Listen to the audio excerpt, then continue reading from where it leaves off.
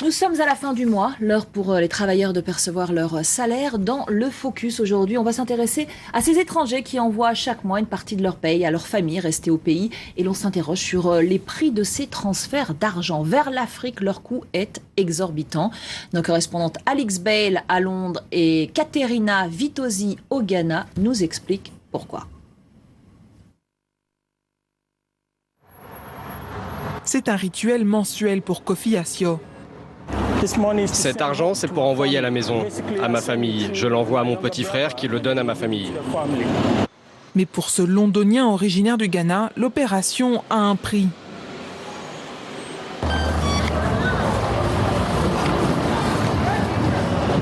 Alors, combien est-ce que ça vous a coûté? J'ai envoyé 45 livres. Et pour ça, j'ai été facturé 4 livres 90. C'est beaucoup d'argent. Des frais élevés qui amputent des économies durement gagnées. C'est très difficile pour moi d'envoyer 50 livres parce que je travaille seulement à temps partiel et que j'ai beaucoup de difficultés ici.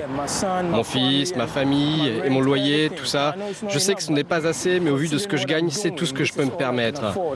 Et qu'une entreprise en prenne une telle somme, je pense que ce n'est pas juste. Et il n'est pas le seul. Selon un rapport de ce think tank londonien, il coûte plus cher d'envoyer de l'argent vers l'Afrique que vers le reste du monde. Si vous prenez les frais moyens payés par un Africain qui envoie de l'argent à ses amis ou ses proches, ils paieront habituellement entre 12 et 13%. C'est environ le double de la moyenne mondiale. Une situation qui s'expliquerait en partie par le manque de concurrence en Afrique. Ce marché est presque entièrement dominé par deux entreprises, Western Union et MoneyGram. À elles deux, elles représentent environ 2/3 des agences de transfert en Afrique. Et quand vous avez un marché avec une compétition si limitée, vous pouvez vous permettre de faire payer des frais exceptionnellement élevés. Ni MoneyGram ni Western Union n'ont accepté nos demandes d'interview. Mais ces derniers ont admis, par l'intermédiaire d'un communiqué de presse, nos prix varient d'un pays à l'autre en fonction d'un certain nombre de facteurs tels que les coûts de protection des consommateurs. Ces facteurs peuvent avoir un impact sur les frais. Dans la famille de Kofi, c'est son petit frère Daniel qui est en charge de réceptionner l'argent au Ghana. Alors, que s'est-il passé? Je viens d'aller chercher de l'argent que mon frère a envoyé du Royaume-Uni. Et combien avez-vous reçu? Il y en a pour 211 C10. Voici l'argent. Avec cet argent, il doit subvenir aux besoins de leur mère en payant son loyer et son alimentation. Et pour cela, l'argent que Kofi doit payer en frais aiderait bien. Bonjour madame, j'aimerais quelques fruits et quelques légumes. Au marché, Daniel nous montre ce qu'il pourrait acheter avec l'argent perdu en frais.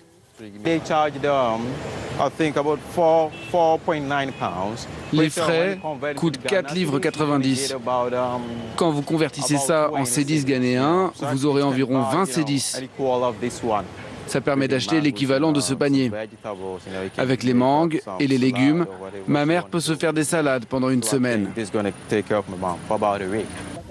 Kofi, Daniel et sa famille perdent l'équivalent d'une semaine de fruits et légumes par mois à cause des frais sur les transferts d'argent. L'Afrique, elle, perdrait 1,3 milliard d'euros par an.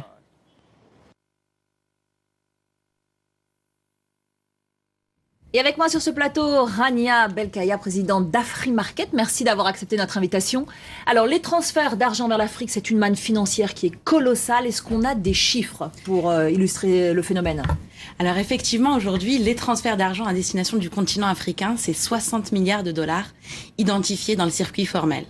La Banque mondiale, elle estime la manne financière également dans le circuit informel au plus du double du circuit formel. Alors effectivement, sur cette manne financière, comme il a été bien stipulé dans le reportage, c'est 12,5% qui sont amputés à ces envoyeurs migrants africains qui envoient de l'argent tous les mois pour subvenir aux besoins de leurs proches. Alors c'est énorme, ce qui s'explique en partie par le fait qu'il y a, je crois, 2 gros opérateurs qui se partagent 75% de ces transferts. Donc évidemment, il y a une situation de quasi-monopole. Comment on peut remédier à ça? Alors effectivement, comme vous l'avez dit, il y a une situation géopolitique du marché aujourd'hui où Western Union et MoneyGram se partagent 75% du marché. Ça s'explique tout simplement dans un premier premier temps par le faible taux de bancarisation en Afrique. Aujourd'hui, en Afrique subsaharienne, c'est moins de 10% de la population qui est bancarisée, donc équipée d'un compte bancaire. Après, pour des raisons historiques, Western Union, MoneyGram avait justement conclu des conventions de partenariat et avec des clauses d'exclusivité avec les banques africaines pour toutes les opérations de cash-out. Alors, contrairement aux idées reçues, ce sont les Africains eux-mêmes qui financent le plus l'Afrique, la plus grande source de revenus extérieurs. C'est finalement cet argent qu'on a vu dans le reportage envoyé chaque mois à la famille qui est restée au pays.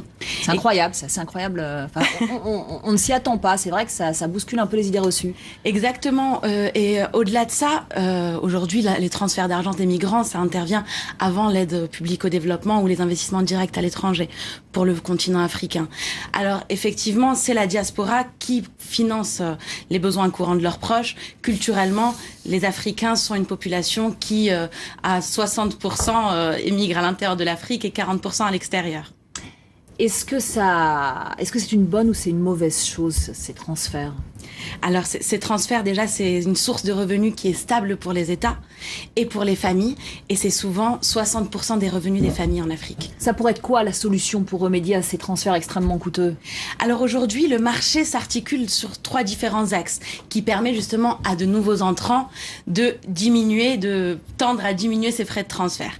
Alors dans un premier temps, on a les opérateurs de transfert traditionnels comme RIA par exemple qui commencent à se positionner en proposant des tarifs moins chers. Aujourd'hui, le principal challenge sur ce volet-là, ça sera justement l'image de marque, pallier à l'image de marque de Western Union, de MoneyGram, qui sont des figures sur le secteur du transfert d'argent. Après, on a aussi, en second temps, ce qui est important de noter, de nouveaux acteurs, comme les opérateurs télécoms, qui commencent à prendre une place prépondérante sur le continent africain, notamment avec l'ouverture des transferts cross-border, avec le succès qu'a connu Orange entre la Côte d'Ivoire et le Mali, avec des tarifs qui sont très faibles. J'imagine qu'il y a pas mal de canaux parallèles. Effectivement, il y a beaucoup de canaux parallèles qui sont identifiés et qui s'expliquent parce que il n'y a pas de possibilité aujourd'hui pour envoyer de l'argent à moindre coût. Il y a aussi des produits de substitution. Aujourd'hui, on voit que, je ne sais pas si vous êtes familière avec le transfert de crédit téléphonique, mais on peut voir aujourd'hui à destination du continent africain que un transfert sur 2, pour tout ce qui est l'international airtime, le top-up, je vais envoyer du crédit téléphonique à mon parent là-bas, un transfert sur 2 est monétisé. Donc c'est un produit de substitution au transfert d'argent. Nous, avec AfriMarket notamment, on propose un service qui est parallèle au transfert d'argent en cash to goods. Nos confrères également proposent ce type de service sur d'autres corridors, comme Regali, Blue Kite, sur les corridors États-Unis, Amérique latine. Bon, j'imagine que si les tarifs baissaient, ça libérerait de l'argent et cet argent, il pourrait être réinjecté dans les économies locales.